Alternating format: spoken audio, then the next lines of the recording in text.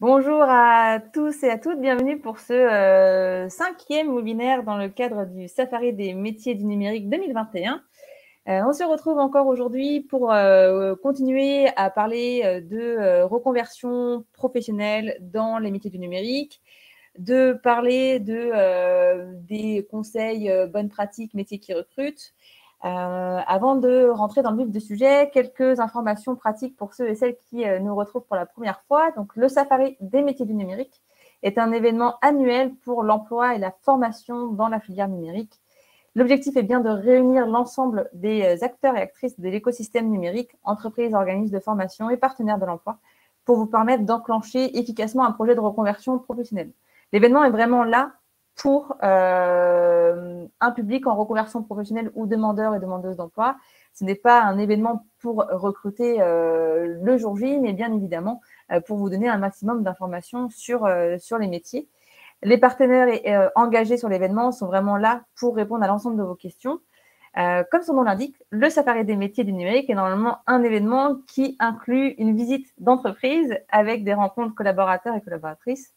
Forcément, avec la crise sanitaire, on a dû réinventer le concept. Et donc, cette année, on vous propose, avant la date du 21 septembre, qui est l'événement majeur, on vous propose quelques rencontres en distanciel pour découvrir les partenaires engagés en faveur de la reconversion et engagés sur cet événement qui seront disponibles le 21 septembre pour continuer à échanger avec vous. Et donc, aujourd'hui, on accueille Missmo avec Natacha, on accueille Epitech Nantes avec Marie et on accueille Dynamics avec Marie, numéro 2, qui est sur mon écran juste en bas. Bien, merci pour votre présence. Et puis, on a aussi deux témoins, donc deux personnes qui ont enclenché une reconversion professionnelle, donc Ludovic, qui travaille chez Dynamics, et Ange, qui est apprenante au sein de Epitech. Et on reviendra avec ces deux témoins sur leur parcours et d'où ces personnes-là viennent et aujourd'hui, comment ça se passe, leur reconversion. Donc, avant de commencer, encore quelques chiffres clés pour encore ceux et celles qui nous rejoignent pour la première fois sur cet événement-là. Donc, on estime aujourd'hui que 85% des métiers de 2030 n'existent pas encore et qu'une bonne partie de ces futurs métiers seront dans le numérique. Dans ce contexte, la connaissance du secteur et l'accès à la formation initiale ou continue sont quand même des enjeux prioritaires pour permettre à tous et à toutes d'intégrer le champ du numérique. Au niveau local, selon la dernière étude de l'Observatoire régional des compétences numériques, qui est une étude pilotée par Aden Ouest, également organisateur du Safari des métiers. Donc, cette étude nous apprend que le numérique représente 7% des emplois en Pays de la Loire, soit 103 000 emplois. Et en 2020, les entreprises ont majoritairement recruté sur les postes de développement et test, développement commercial et marketing communication digitale. Malgré la crise sanitaire qui impacte les recrutements, le numérique reste un secteur qui recrute et les perspectives d'emploi à 3 ans sont plutôt favorables. Et on reviendra dessus avec Missmo et Dynamics sur les perspectives à venir. Alors, merci pour votre présence. Avant de laisser la parole à Ludovic et Ange, j'aimerais faire un petit tour de table et on va commencer par Missmo. Natacha, est-ce que tu peux nous présenter Missmo en quelques mots? Alors, Missmo Informatique, donc c'est une entreprise familiale créée en 1992.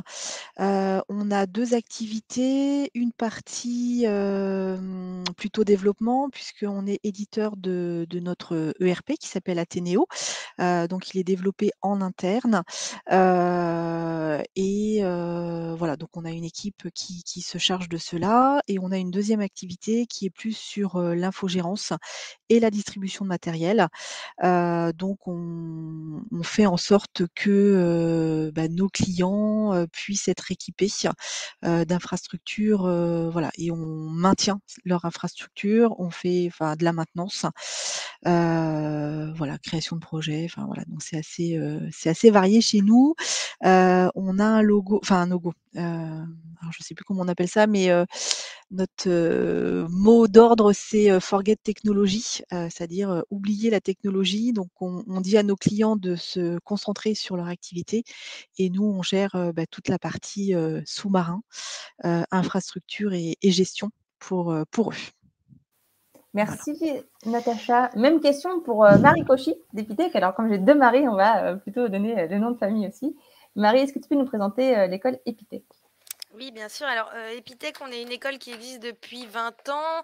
On est, une des écoles en référence informatique, en France et dans le monde. On a, à peu près une quinzaine de campus en France et donc, nous, on est sur le campus de Nantes, Ange également.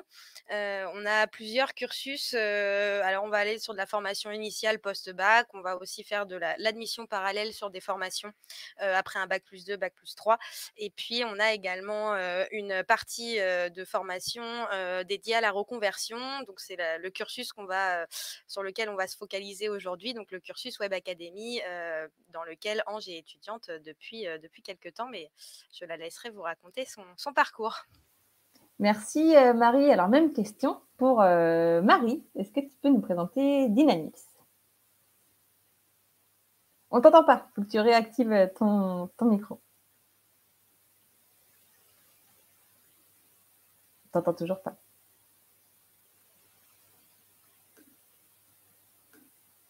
Le casque ne marche peut-être pas. Toujours pas. On t'entendait tout à l'heure pourtant. Tu peux mimer si tu veux, mais je pense pas que ça marche. Alors peut-être que Ludovic, tu peux présenter en attendant que Marie trouve comment réactiver le micro. Oui, donc Dynamips, c'est une ESN basée à Saint-Herblain. On a environ 130 employés et donc du coup, on fait de l'infogérance pour plusieurs TPE, PME de la région Pays de la Loire et encore un peu plus. On a aussi des clients à Paris et un peu partout en France, mais surtout en Pays de la Loire. Et il me semble que vous avez changé toute votre charte graphique aussi récemment. Il y a Oui. toute une mise à jour.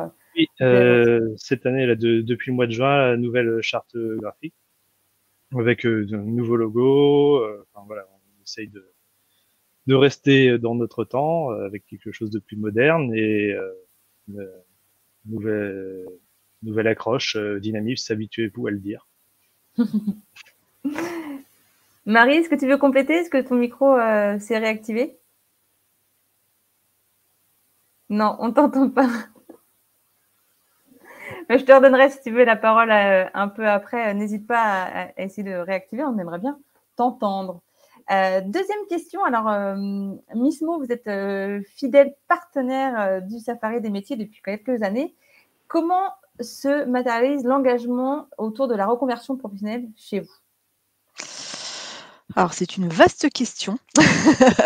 Voilà, l'idée, c'est effectivement de pouvoir intégrer en fait des personnes qui sont oui en reconversion pour comment dire enfin les fidéliser aussi. Voilà, enfin après il y en a ouais je sais pas trop quoi répondre, mais c'est quelque chose effectivement qui est important chez nous. Voilà, peu importe d'où on vient, ce qu'on fait. L'idée, c'est d'apprendre, voilà, un métier et d'accompagner, voilà, les personnes pour le faire. Et puis, tu m'avais confié aussi lors de notre préparation qu'aujourd'hui, finalement, c'est plutôt le profil qui vous intéresse, donc c'est l'opportunité, sans forcément se dire il y a quelque chose de défini. Il y a un profil qui arrive, vous ne regardez pas s'il y a une reconversion ou pas, c'est plutôt l'expérience qui est là. C'est ça, c'est exactement ça. C'est voilà, oui, c'est pas forcément voilà, quelqu'un qui a 15 ans d'expérience. Voilà, si c'est quelqu'un qui effectivement se reconvertit et qui est motivé par cette reconversion, nous on est là aujourd'hui effectivement pour les accompagner et savoir s'ils ont fait le bon choix. Merci Natacha. Alors Marie Cauchy, vous portez la formation Web Academy, donc qui est accessible à tous et à toutes.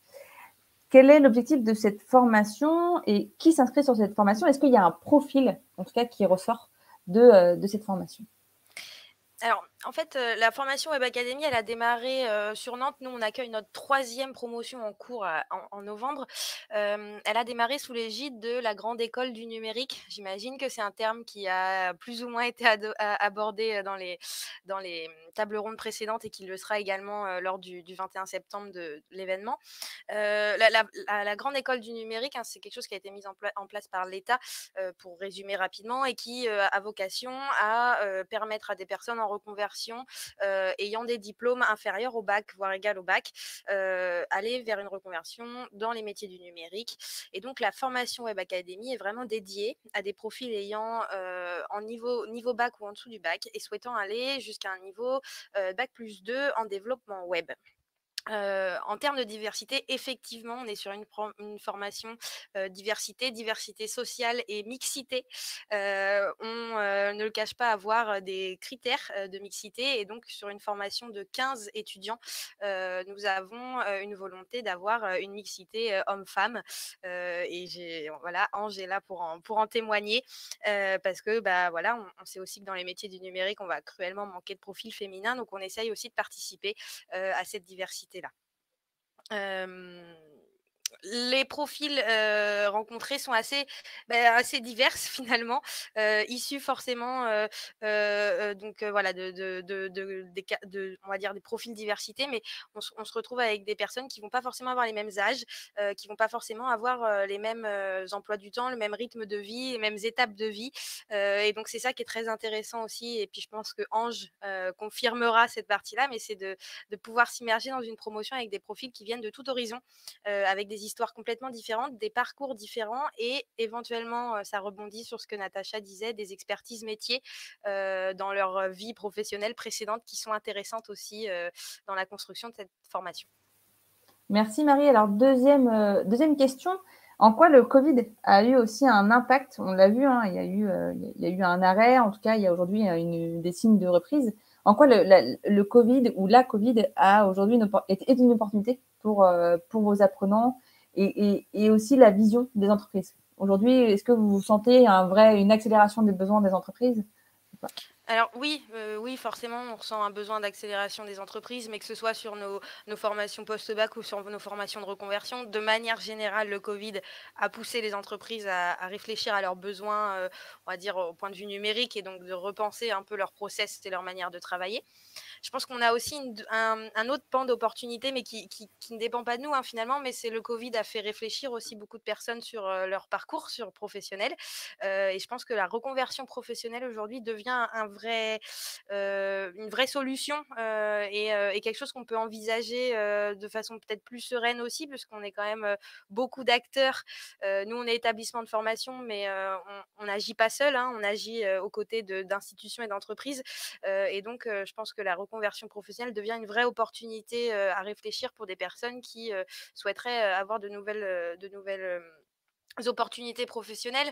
Et puis après, on va dire que dans l'opérationnel, je pense que nous, notre rôle en tant qu'établissement de formation, c'est de permettre à nos étudiants de toucher de près ou de loin au télétravail, parce que c'est la vraie différence, c'est les offres d'emploi aujourd'hui qui proposent des travails à temps partiel et à temps plein. Et c'est vrai que quand on est étudiant, on n'a pas forcément l'habitude de télétravailler, et nous, on a ce devoir aussi alors on a mis en place tout un suivi pédagogique, tout cursus confondu bien évidemment, pour suivre le télétravail pendant le confinement, mais c'est aussi à nous d'impulser nos étudiants cette habitude de travail.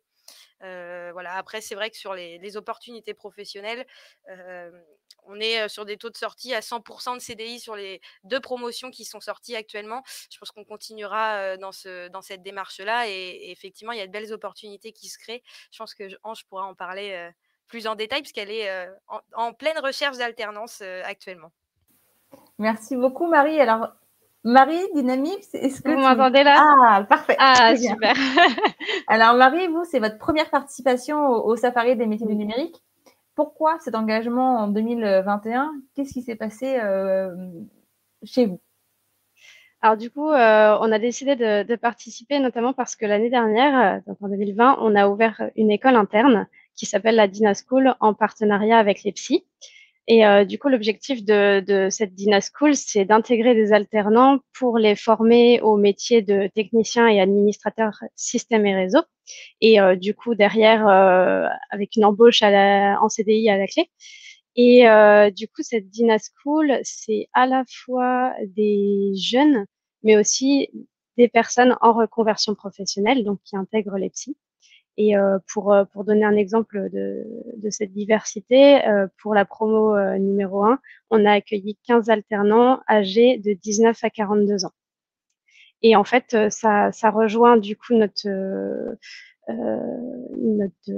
nos profils qu'on recherche parce qu'ils sont principalement autour du métier, enfin des métiers de technicien et administrateur système et réseau. Donc à la fois en alternance, mais aussi pour après pour des métiers au support et sur le terrain. Alors, vu que tu as récupéré ton micro, est-ce que tu veux compléter ce que a pu présenter Ludovic tout à l'heure sur l'activité de Oui. Dynamis? On a parlé d'infogérance. Oui. Donc, il a plutôt bien parlé de Dynamips. Donc, le fait qu'on est spécialisé notamment sur les solutions cloud Microsoft, c'est très important pour nous parce qu'on est Gold Partner Microsoft. Donc, sur la sécurité, sur les services. Nous, on se positionne surtout comme un partenaire de proximité en Pays de la Loire et en Bretagne. Et d'ailleurs, on a 5 agences qui sont réparties en Loire-Atlantique, Ille-et-Vilaine, Vendée, Maine-et-Loire et Mayenne. Et aussi, ce qui nous tient à cœur, c'est que depuis 2014, on a une démarche RSE. On est adhérent à Planète RSE. On a mis en place pas mal d'actions à ce sujet. Donc, par exemple, des sponsorings de sportifs locaux, le télétravail, le parrainage de ruches, voilà, ce genre d'actions. Et je sais que vous avez aussi accueilli en 2019 un groupe d'étudiants pour présenter les métiers, parce qu'aujourd'hui, on a besoin aussi d'ouvrir nos portes. Alors forcément, la crise sanitaire a redistribué les cartes, mais en tout cas, les entreprises aujourd'hui ouvrent aussi leurs portes pour se faire connaître et présenter leur métier. Merci pour vos présentations. Alors, on va laisser la parole à Ange et Ludovic et Natacha, du coup, puisqu'on a Christophe qui, normalement, devait aussi nous présenter son parcours, qui a un empêchement. Donc, je te laisserai aussi présenter et revenir un peu peut-être sur son parcours ou comment vous engagez cette reconversion, vous accompagnez les profils en reconversion. Je vais commencer avec Ludovic. Alors, bonjour Ludovic, toi, tu as 35 ans. Tu es un ancien préparateur de commandes et tu as entamé ta reconversion en 2017. Et après 3 années d'études et un diplôme en poche, tu as rejoint Dynamips en tant que technicien support. J'ai bon jusque-là? Oui, bonjour. Bonjour. Est-ce que tu peux nous présenter ce métier de technicien support pour commencer? Oui, donc en tant que technicien support, moi j'interviens à distance sur les postes des clients, sur les serveurs, les NAS, les imprimantes pour résoudre différentes problématiques. Enfin voilà, tant que on peut intervenir à distance, on peut le faire un maximum et on passera ensuite la main aux techniciens terrain dans le cadre où il faudra vraiment intervenir physiquement sur le site. Et est-ce que tu peux nous décrire, alors du coup, ancien préparateur de commandes, tu as entamé ta reconversion en 2017. Pourquoi et quand as-tu décidé de te lancer dans le grand bain du numérique? Pourquoi? Parce que je voulais vraiment changer. Je voulais changer de métier. Je m'ennuyais dans ce que je faisais en tant que préparateur de commandes. C'était pas vraiment un métier fait pour moi. Et après, moi, je dépannais déjà mon entourage. Enfin voilà, je me débrouillais un petit peu en informatique, mais sans avoir eu de formation à l'école ou dans les autres formations pour adultes. Donc du coup, voilà, je me suis dit tiens, bah, pourquoi ne pas faire, enfin, de ces compétences que j'avais déjà, un métier. Et d'ailleurs, normalement, on aurait dû avoir aussi le discours de Christophe. Christophe, on reviendra un peu sur le parcours de Christophe tout à l'heure, mais est parti sur une formation d'1 an. Ange, tu pars sur une formation de 2 ans. Ludovic, tu es parti sur 3 ans. Pourquoi ce choix? Et on voit que dans le numérique, on peut faire plein de formations à différents niveaux et différentes durées. Pourquoi être parti tout de suite sur une formation de 3 ans? Parce que moi, en fait, j'étais simplement titulaire d'un CAP. Alors, en plus, en laboratoire, qui n'avait absolument rien à voir. Donc, il fallait vraiment commencer vraiment par le début et avoir des bases solides. Donc, du coup, j'ai commencé d'abord par un diplôme pour avoir un bac, donc informatique, mon bac technicien d'assistance informatique, donc que j'ai passé à l'AFPA d'Angers. Et sachant que c'était pas encore suffisant pour avoir un poste de technicien support et pour continuer à apprendre et euh, améliorer mes compétences et mes capacités. Du coup, je suis passé sur ensuite une alternance de 2 ans, à l'école de l'ENI à Nantes, pour obtenir du coup mon bac plus 2. Et voilà, c'est qu'à l'issue de tout cela que j'ai pu trouver mon poste chez Dynamips et maintenant je continue à progresser tous les jours et voilà. Merci Ludovic. Natacha, on aurait dû accueillir Christophe qui a eu un impératif de dernière minute. Et pour le présenter rapidement, donc Christophe, lui, est un ancien cuisinier qui a enclenché sa reconversion dans le numérique il y a 16 ans. Donc c'était le doyen de notre table ronde. Il a rejoint Mismo en 2017 en tant qu'administrateur système et réseau. Et en février 2019, il prend la responsabilité du centre de compétences poste de travail et environnement utilisateur. Est-ce que tu peux nous présenter cette activité et son métier? Alors effectivement, avant Mismo, donc il a eu d'autres, donc il a fait un stage chez Dynamips pour information. Ensuite, il a intégré une autre société pour l'informatique interne. Et effectivement, il est arrivé chez nous en 2017 en tant que administrateur système réseau et surtout gérer l'informatique interne. Et il a pu évoluer au fil des années sur un poste alors chez nous on l'appelle responsable effectivement des compétences poste de travail, puisque chez Mismo en fait on fait la différence entre le poste de travail et l'infrastructure. Donc on a son homologue sur la partie infrastructure. Et du coup, Christophe lui gère donc la partie donc poste de travail. On a un client qui s'appelle Nantes Métropole, pour pas le nommer, et on est chargé effectivement de changer tout leur matériel informatique. Donc lui donc gère en fait toute cette équipe Nantes Métropole qui représente 17 personnes, plus l'équipe de techniciens qui intervient directement chez nos clients. Donc aujourd'hui, il a une trentaine de personnes sous son équipe, donc divisé en deux. Voilà, donc c'est vrai que chez Mismo, on a la possibilité, si on le souhaite, bien évidemment, de pouvoir évoluer. Voilà, on montre ses capacités, on montre l'envie d'eux, et voilà, il y a des possibilités, soit effectivement on va dire de reconversion aussi en interne. Alors ça, c'est un autre sujet, mais voilà, on a des personnes qui sont arrivées à la logistique et qui ont terminé au support N2. Voilà, donc on les a formés en interne, voilà, toujours pareil, on les a, alors c'est un peu le mot à la mode, mais on les a accompagnés vraiment sur cette partie-ci. Et concernant Christophe, voilà, lui, il a pu évoluer au fil des années, acquérir voilà des compétences, et il s'est complètement investi dans son rôle de manager. Et aujourd'hui, voilà, il est voilà à la tête d'un service voilà de 30 personnes qui fonctionne plutôt bien. Alors justement, donc Christophe, lui, a eu d'autres expériences professionnelles avant d'intégrer Mismo, mais sur des profils plus juniors. Comment vous facilitez le recrutement de ces profils-là? Est-ce qu'il y a une intégration qui est différente? On parle d'accompagnement, évidemment. Est-ce que tu peux nous dire quels sont les métiers finalement qui recrutent pour des profils plus juniors et que mettez-vous en place pour les accompagner? En fait, nous, on recrute sur beaucoup de profils aujourd'hui, alors surtout en technique.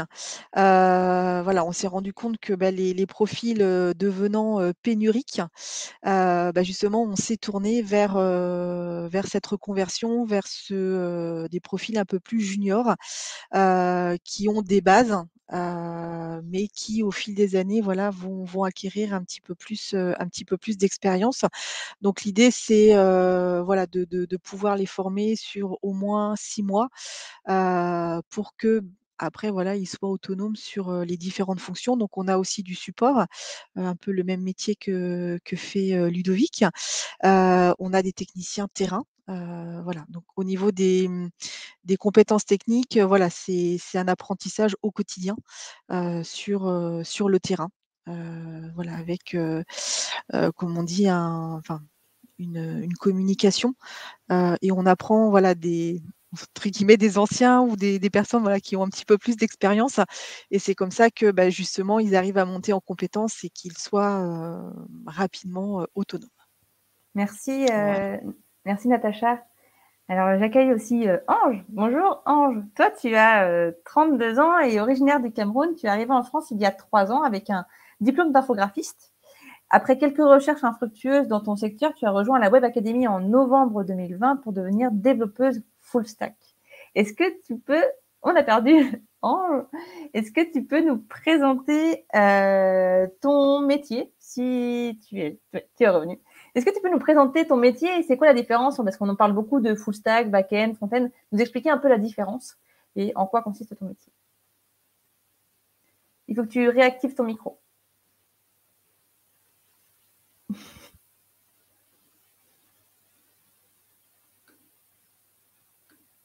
Tu n'y arrives pas? Enfin. Bonjour. Bonjour Ange. Désolée. Je pense que mon micro, il ne voulait pas se réactiver, mais ça va, c'est bon. Je pense que c'est bon. Bon, oui. Alors, un développeur web full stack, un intégrateur web full stack, c'est quoi? C'est tout simplement un codeur, une personne capable de réaliser la programmation web d'un site ou d'une application, hein, ou d'un site web. Et quand on va parler d'un développeur full stack, on va parler du côté front et du côté back-end. Et je vous prendrai un exemple concret parce que parler techniquement d'un développeur front-end ou back-end, je pense que ça sera un peu difficile de comprendre. Et pour qu'on puisse mieux comprendre, il faudrait, je pense, citer un exemple concret qui parle à tout le monde. De ce fait, je vais évoquer par exemple un magasin. Quand vous allez dans un magasin, vous savez, vous avez ce qu'on appelle l'arrière-boutique du magasin où on va stocker les articles et un bureau qui va fonctionner, en fait, qui va donner le fonctionnement du magasin. Ça, c'est ce qu'on appelle le back-end. Et le front-end, ça sera le côté client, le côté que le client il voit régulièrement tous les jours, c'est-à-dire il rentre en magasin, il va se procurer des produits et derrière, il ne voit pas ce qui se passe. Et ce qui se passe derrière, c'est ce qu'on va appeler back-end. En français, la dorsale. C'est exactement ça, un développeur web, mais sauf que ça sera ça va être du code, ça va être le développeur back-end, c'est celui qui va toucher au côté base de données. Il va avoir accès aux données du client qui va aller stocker quelque part dans une base, comme je vous l'ai dit, genre confondu à un magasin où vous avez une boutique en arrière où vous stockez tous vos produits. C'est exactement comme ça que ça fonctionne. Donc, du coup, toi, Ange, finalement, tu sais faire des deux. Tu sais faire du back-end, donc tout ce qui est derrière la logistique, les petites mains, ce qu'on ne voit pas, mais aussi le côté beau, esthétique, qui peut être demandé et vu par les clients. Donc, tu es finalement full stack. Est-ce que full stack, ça veut dire que tu sais faire les deux? Alors, full stack, ça va toujours… en fait, on va pouvoir faire les deux, mais derrière tout ça, on aura toujours plus d'appétence pour le côté back ou le côté front-end, en fait. Ça va toujours être comme ça. On ne va pas être meilleur des deux côtés. On aura toujours plus d'affinité d'un côté et moi, j'ai plus d'affinité avec le front-end. Ok. Et donc, du coup, aujourd'hui, tu es plutôt à choisir ton camp, c'est-à-dire d'aller vers le front-end petit à petit plutôt que vers le back. En fait, je vais plutôt essayer de faire les deux, mais derrière, je pense qu'à chaque fois que je vais pouvoir coder, mon côté front-end va toujours être mieux fait que le côté back-end, mais à la différence que je sais exactement quelle est la table de liaison entre les deux. C'est-à-dire, je vais mieux travailler en sachant que ça se passe comme ça du côté back et que j'ai besoin de ci ou de ça pour pouvoir mieux réaliser ou concevoir mon application ou ma plateforme web. Et est-ce que du coup, ton bagage d'infographiste, aujourd'hui, on peut dire que ton bagage d'infographiste te sert pour cette partie front-end et qui fait que finalement, tu t'orientes plus vers ce métier-là? Je pense que oui, parce que en fait, j'ai déjà une certaine compétence en infographie.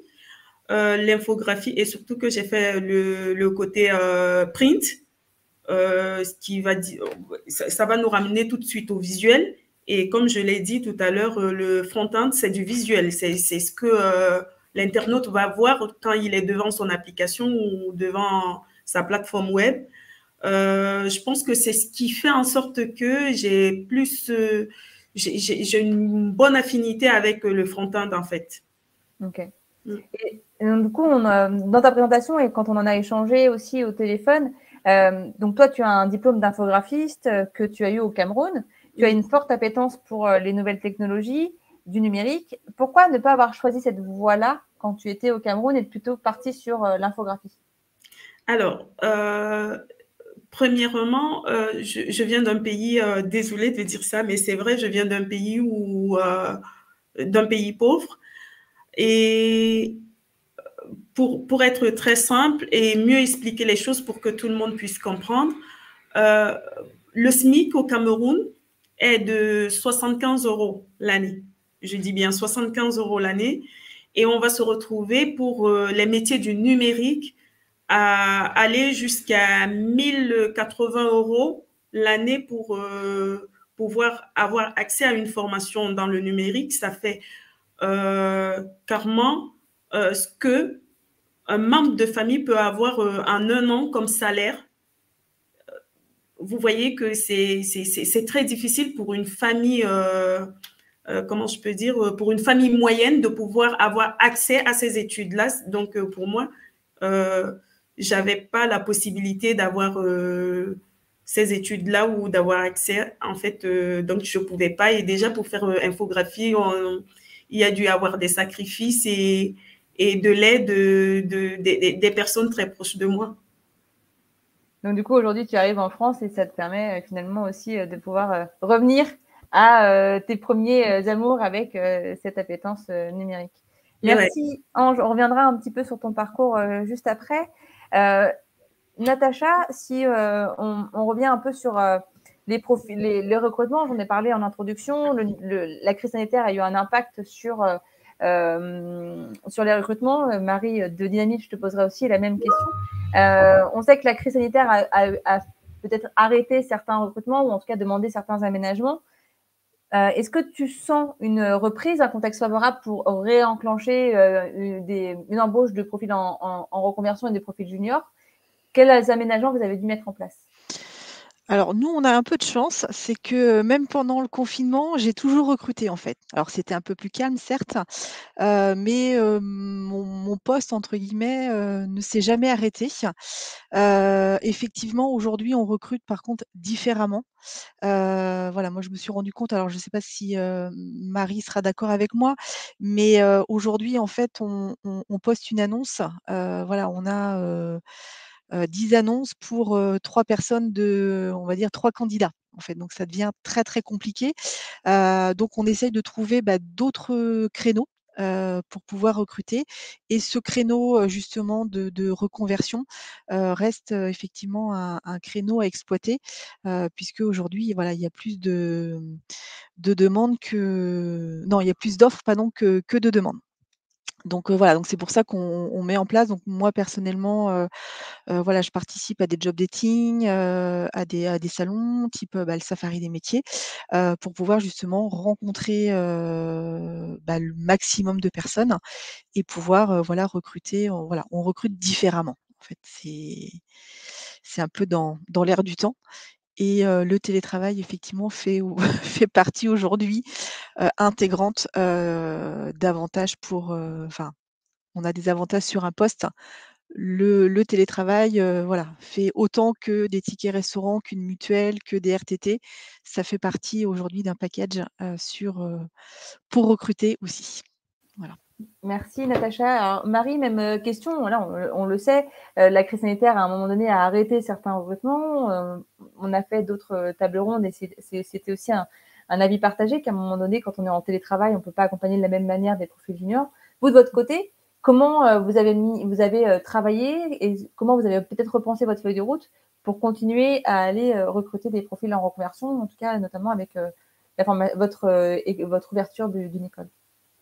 Du coup, je vais pas rajouter grand-chose de plus que ce qu'a dit Natacha. C'est vrai que l'important, c'est de participer à des événements pour essayer d'aller chercher tout type de profil, que ce soit des jeunes comme des personnes en reconversion.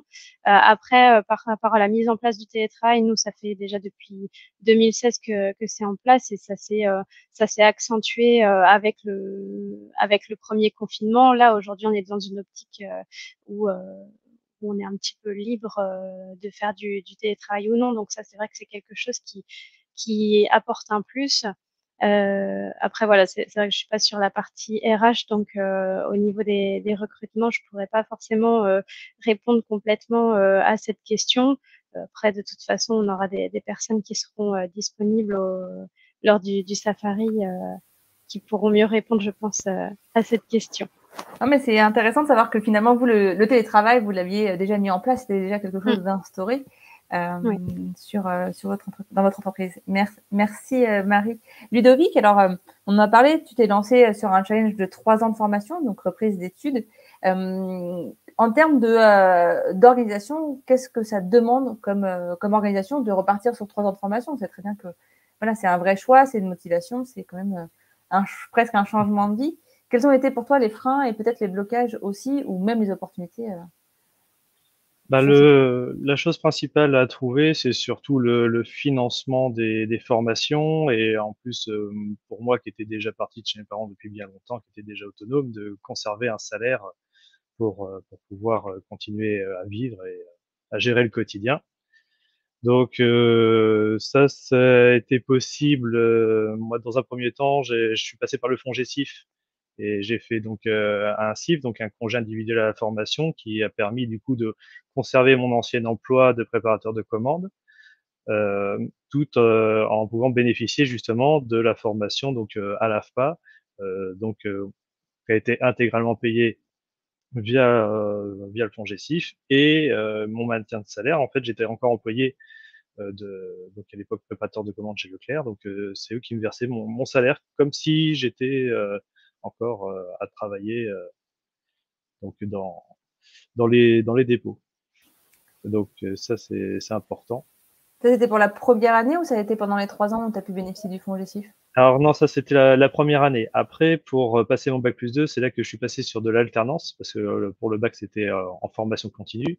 Et du coup, bah, une fois que j'ai eu bénéficié de cette aide du FONGECIF, là il fallait trouver un autre moyen de pouvoir continuer les études et tout en gardant toujours à l'esprit de pouvoir financer la formation et de conserver un salaire. Donc l'alternance, c'est l'idéal parce que du coup, on part sur 2 ans avec une entreprise qui va donc payer mon salaire et les entreprises cotisent auprès d'une OPCA et c'est l'OPCA ensuite qui verse l'argent pour la formation.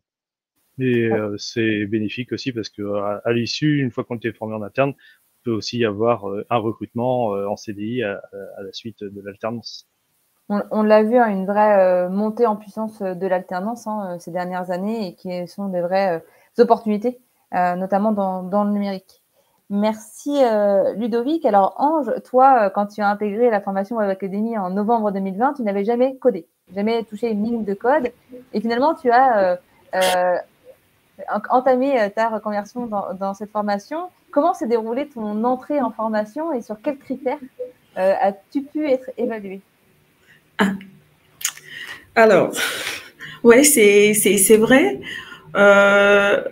Aussi étonnant que ça puisse être, parce que j'étais infographiste, oui, j'avais jamais fait une ligne de code, jamais. Alors, déjà, je connaissais même pas Epitech bien avant parce que j'étais à la recherche, moi, d'une reconversion, essayer de voir ce que où est-ce que je pouvais aller continuer dans le numérique. Et quand j'ai entendu parler d'Epitech, sans toutefois savoir s'il y avait la Web Academy, je me suis rendue tout de suite dans le campus pour prendre quelques renseignements et savoir de quoi il était question exactement, parce que j'étais pas vraiment sûre vu que j'avais pas validé mes diplômes une fois que j'étais venue en France. Donc mon parcours, c'était un peu difficile parce que j'étais représentée comme quelqu'un qui n'avait pas de diplôme en fait, parce que mes diplômes ils sont pas validés en France. Donc du coup, quand je suis arrivée à Epitech et qu'on m'a dit non, tu vas pouvoir quand même faire une formation, même si tu n'as pas de diplôme. Nous, on voudrait juste savoir si tu es capable, si tu veux vraiment faire cette formation, et on te propose une formation en Web Academy. Et on m'a présenté une feuille de route pendant 2 ans.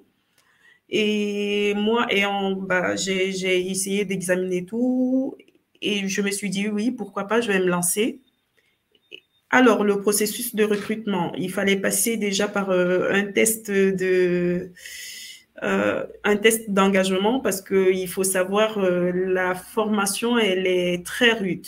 Et quand j'ai dit elle est rude, il faut avoir de la volonté pour pouvoir faire cette formation parce que ça demande beaucoup de travail personnel en fait. On n'est pas obligé d'avoir des prérequis, mais il faut avoir la volonté de pouvoir travailler. Il faut vraiment être sérieux quand on choisit de faire cette formation. Parce que pour ma part, ça n'a pas été facile. Et donc, du coup, pour être prise à Epitech, je suis passée également par un test technique qui était de faire un mini site web qui n'a pas été facile pour moi parce que je ne savais pas du tout coder et je ne comprenais pas pourquoi on me demandait de faire ça. Mais je pense qu'après, j'ai compris pourquoi on me demandait de faire un mini site web. On voulait savoir si j'étais capable de moi-même de faire mes propres recherches. Et c'est ce que j'ai pu faire. J'ai fait mes recherches et donc, du coup, mon site, il a plu à Epitech et ils m'ont dit voilà, ta candidature, elle est retenue, tu vas pouvoir te faire former et faire exactement ce dont tu as envie de faire. C'est comme ça se passait. Merci Ange. Alors justement, tu en parles au-delà des compétences techniques, on parlait de la motivation, de l'engagement, la curiosité, la capacité à faire, ou à moins en tout cas de trouver l'information. Ludovic, selon toi, quelles sont aussi les compétences qui font la différence? Alors, selon l'Observatoire régional des compétences du numérique, il y a aussi une étude qui est sortie en 2019 qui explique que les recruteurs vont surtout s'arrêter sur les savoir-être que sur le savoir-faire, puisque les compétences techniques sont différentes en fonction de l'entreprise. Les outils, les processus, chacun a sa méthode de travail et l'entreprise est prête à former. Mais en tout cas, il y a des compétences qui sont, je pense, aussi nécessaires. Alors, tu pourras me confirmer ou m'infirmer si tu le souhaites. Mais quelles sont les compétences pour toi les plus recherchées et qui font la différence? Pour moi, c'était surtout déjà une grande motivation. C'est évident, enfin pour pouvoir aller de l'avant et continuer dans ce domaine. De la curiosité parce qu'on est amené à faire de la veille technologique et de toujours être informé de ce qui se fait, de ce qui se fera, des nouveautés. Ça, c'est toujours important et je pense que c'est ce qui intéresse aussi justement les entreprises du numérique. Après, faut aussi savoir se faire confiance parce que moi, je suis parti du système scolaire, comme je disais tout à l'heure, juste avec un CAP et j'ai pas fait d'études supérieures et finalement, ce que je pensais pas être réalisable, j'en ai été capable. Donc en obtenant mon bac et mon bac plus 2 et finalement en intégrant Dynamips. Après, dans ce domaine, ce qu'on peut aimer, c'est vouloir aimer résoudre des problématiques. Finalement, tous les jours, on est confronté à un nouveau problème et même sur un problème parfois connu, il va toujours y avoir une petite différence qui fait qu'il faut aller creuser un peu plus loin. Et comme disait Ange, faire des recherches sur Internet, apprendre, pas hésiter. Nous aussi, avec On fait des machines virtuelles de test pour voir ce qui fonctionne pas. Et après, bah, aussi aimer quand même la communication, que ce soit avec ses collègues qui peuvent justement apporter de l'aide, une autre expertise technique et aussi la clientèle, parce que c'est aussi auprès d'elle qu'on va avoir affaire. Donc, dans mon cas, par téléphone ou par mail, mais c'est quand même essentiel parce qu'on est les personnes en première ligne, au premier contact des clients et aussi sur le terrain pour nos collègues quand ils se déplacent sur site. Voilà, savoir communiquer aussi. Merci beaucoup, Ludovic. Ange, toi, quand tu as commencé ta formation en novembre 2020, je le dis tout à l'heure, après beaucoup de stress, beaucoup de fatigue, aujourd'hui, on est en septembre 2021, donc presque un an après. Que retires-tu de cette première expérience et les conseils que tu donnerais à quelqu'un qui va se lancer, en tout cas sur la formation potentiellement de Web Academy? Bah, moi, pour un premier temps, je dirais qu'il ne faudrait pas se lancer si on n'a pas de motivation. Parce que pour ma part, la première des choses, la première compétence qu'on devrait avoir, c'est de la motivation, en fait. Parce que si on n'a pas la motivation, on va arrêter tout de suite au premier abord. Parce que je vais prendre un exemple de la piscine que nous avons faite. On a fait une piscine pendant un mois. Et moi, pendant... Alors, piscine, c'est pas nager dans une piscine, on est d'accord. Non, pas du tout. En fait, comme on le dit, une piscine, en fait, c'est se plonger dans le code pendant un mois sans arrêt, non-stop, et apprendre des choses dont on n'a jamais vues. C'est le début de la formation. Et donc, il faut dire, moi, pendant un mois, parce que c'est 4 semaines la piscine, Web Academy, et moi, pendant un mois, je me suis vraiment noyée dans une piscine parce que j'avais rien compris. Je comprenais rien du tout au début de la piscine. Et à la fin, je suis allée voir mon encadreur. Je lui ai dit, je me rappellerai toujours, je lui ai dit, est-ce que tu penses que j'ai des compétences pour pouvoir continuer cette formation parce que je ne comprends rien du tout? J'ai passé 4 semaines à faire du code, mais je n'ai rien compris. Il me dit, est-ce que tu aimes toujours coder? Est-ce que tu as toujours envie de continuer à coder? Ça c'est la question qu'il m'a posée. Je lui ai dit, mais oui, j'ai de la motivation parce que ça me plaît. Je voudrais savoir faire tout ça. Mais je ne sais pas si j'ai les capacités de continuer parce que il me dit, c'est tout simplement parce que tu as fait un mois et un mois, ce n'est pas suffisant pour savoir si on sait coder ou pas. Et moi, j'avais vraiment envie d'être, mais moi, j'avais vraiment envie d'être développeur. Et aujourd'hui, ce que je peux dire, c'est qu'il faut être très motivé, être à l'écoute, parce qu'on a toute une équipe d'encadreurs qui est vraiment, qui est disponible. Parce que ça a été très difficile à cause du Covid, mais ils ont été disponibles pendant toute la période parce qu'il faut dire que c'est une formation qui se fait en présentiel et on a dû la faire en distanciel pendant la moitié de l'année scolaire et il a fallu qu'ils soient disponibles tous les jours. Moi, je me rappelle qu'on envoyait des messages à 21h à nos encadreurs pour avoir des réponses par rapport à un projet. Est-ce que Marie, justement, alors, on parlait de la piscine, est-ce que c'est une volonté de ce baptême du feu, d'aller peut-être d'aller jusqu'au bout? Est-ce que pas dégoûter, mais essayer de voir jusqu'où va leur motivation pour préparer ces 2 ans de formation? Je dirais pas tant pour vérifier ou valider le fait qu'ils ont une plage chez Epitech. C'est vraiment, la piscine, c'est une période de démarrage et qui existe sur tous nos cursus et qui va vraiment leur permettre de monter en compétences de façon très rapide. Alors effectivement, certains vont la vivre mieux que d'autres.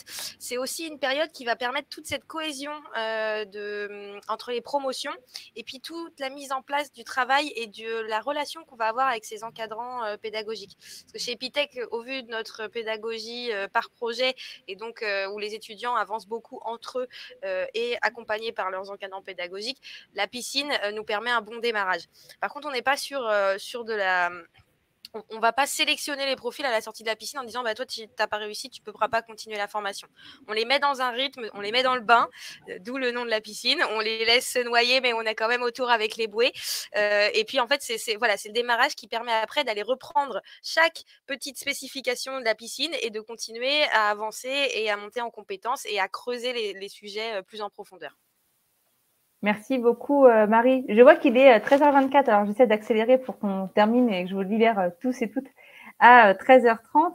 Natacha, alors si on redonne un peu la parole à Christophe qui n'est pas là. Christophe a fait 3 postes, il me semble, chez Mismo en 4 ans.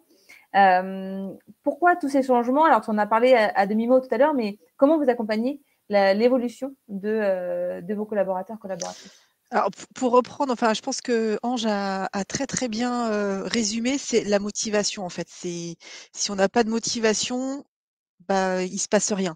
Donc après, on sait aussi déceler, comme on dit, les talents ou les expertises. Et après, je pense que c'est vraiment une volonté de chacun de pouvoir monter en compétences. Après, il faut aussi trouver le bon créneau, parce qu'il y a des fois, il y a des ouvertures de postes, des fois, c'est un peu plus calme.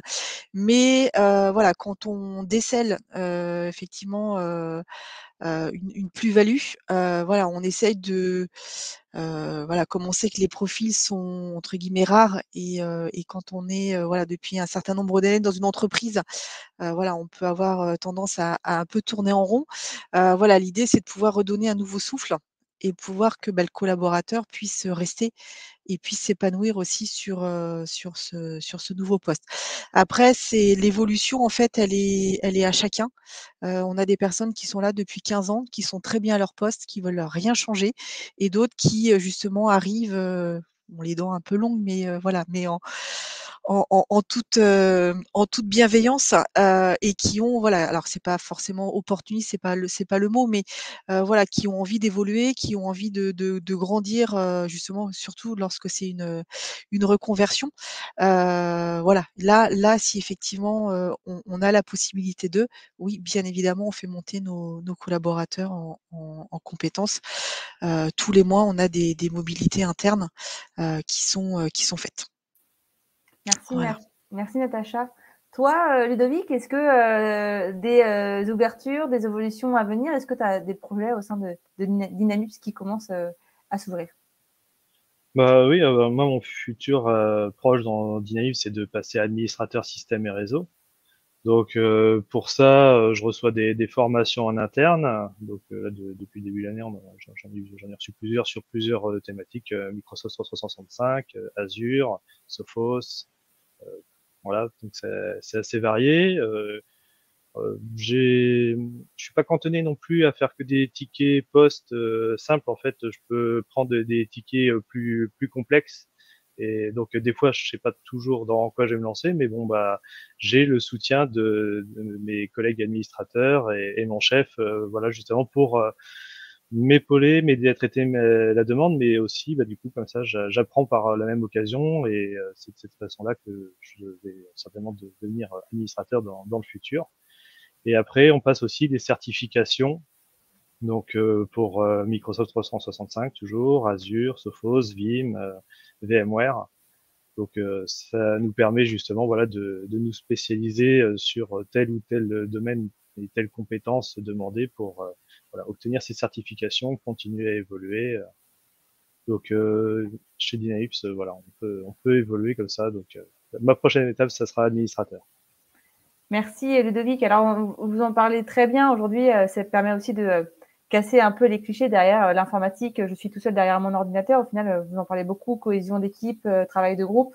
On n'est pas tout seul derrière un ordi. Au contraire, il y a vraiment cette dynamique qui se met en place. 13h28, je vais laisser ma dernière question pour Ange. Si vous avez des questions derrière vos ordinateurs, n'hésitez pas. Le chat est ouvert. On peut encore y répondre sur les dernières minutes. Ange, alors on sait que les femmes sont sous-représentées dans le numérique, malheureusement. Est-ce que, en tant que femme dans le numérique, tu as senti une différence de traitement et est-ce que tu aurais des conseils à donner à des femmes qui aimeraient se lancer mais qui hésitent? Alors, une différence, moi, non, parce que je suis dans une équipe géniale. En fait, on a une très belle promo.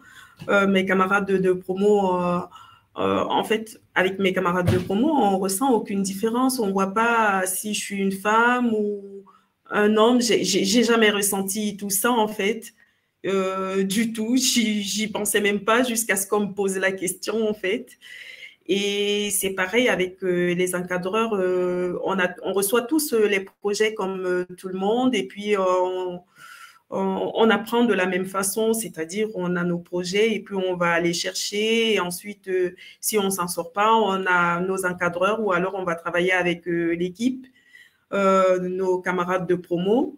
On s'entraide entre nous. Je pense que si ça avait existé, je l'aurais ressenti surtout pendant les projets, à chaque fois que tu es en difficulté et que tu as besoin de mieux comprendre et que ton camarade de promo ne soit pas disponible pour toi. Ça aurait été très facile à déceler et à comprendre, mais non, pas du tout. Ça se passe très bien et moi, mon conseil serait de ne pas se mettre une barrière tout simplement parce qu'on est une femme. Non, du tout. On a tous les mêmes capacités et on peut tous acquérir les mêmes compétences. C'est bien dit, Ange. Merci. Merci beaucoup. Je suis complètement d'accord. Effectivement, aujourd'hui, on manque de femmes dans les fonctions techniques principalement. Les femmes sont déjà sous-représentées dans le numérique et encore plus dans les fonctions techniques. Merci pour vos témoignages. Il est 13h30. Je pense qu'on a tenu le timing. Je vous donne rendez-vous le 21 septembre. Les inscriptions sont encore ouvertes. Alors, les inscriptions sont obligatoires pour venir à l'événement. Toutes les entreprises que vous avez découvertes aujourd'hui seront présentes. Marie, je pense que tu seras là. Natacha aussi. Alors, Marie, non, mais on a une autre personne de l'équipe qui viendra. Je passerai quand même. Je parlais de l'autre Marie, du coup, Marie 2. Voilà, je sais que toi, tu seras aussi présente sur les conférences. En tout cas, on vous donne rendez-vous le 21 septembre, toute la journée. L'inscription est obligatoire. L'événement est complètement gratuit. Cet événement sera aussi, en tout cas, cette table ronde sera proposée en replay juste après notre échange. Si vous avez des questions, n'hésitez pas. Il reste peut-être 1 minute. En tout cas, moi, je suis ravie de vous accueillir. Merci pour vos témoignages, Ludovic et Ange. C'était un plaisir de vous découvrir. On se retrouve le 21 septembre. Je vous souhaite une bonne journée, bon appétit. Merci beaucoup. Pour ceux qui vont manger et on se dit au 21. Merci beaucoup. Merci Mélissa. Mélissa. Merci. Au revoir. Au revoir. Au revoir.